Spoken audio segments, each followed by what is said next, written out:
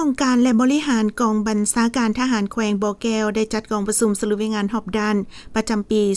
2025 และวางทิศทางแผนการประจำปี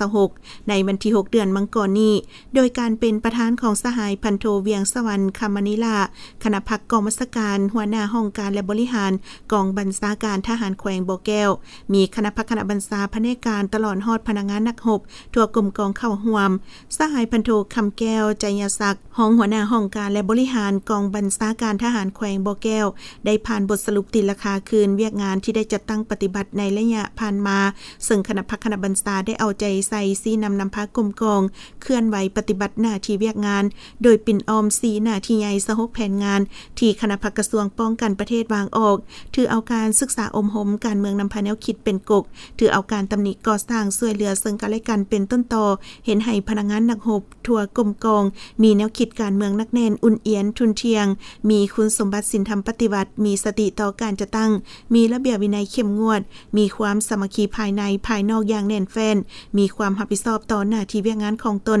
ปลุกระดมสุขยูพนักงานที่มีความรู้ความสามารถลงก่อสร้างรากฐานประชาชนสมทบกับอำนาจการปกครองบ้านเฮ็ดหน้าที่ป้องกันชาติป้องกันความสงบตอบต้านปรากฏการณ์ย่อท้อต่างๆที่เกิดขึ้นในสังคมเห็นให้สังคมมีความสงบโดยพื้นฐานเอาใจใส่ปรับปรุงระเบียบแบบแผนของกรมกองปฏิบัติข้อกำหนดของกองทัพกฎหมายของภาครัฐโดยเฉพาะปฏิบัติ7ระบอบ18เวียกของกองทัพลงใกล้สิทธิติดแทศปลุกระดมสูงอยู่พนักงานนักรบตามทิศนำเพิงตนเองกุ้มตนเองและสร้างความเข้มแข็งด้วยตนเองกองประชุมก็ได้ผลัดเปลี่ยนกันประกอบคำคิดคำเห็นต่อบทสรุปอย่างกงไปกงมาเห็นให้มีเนื้อในสมบูรณ์ครบถ้วน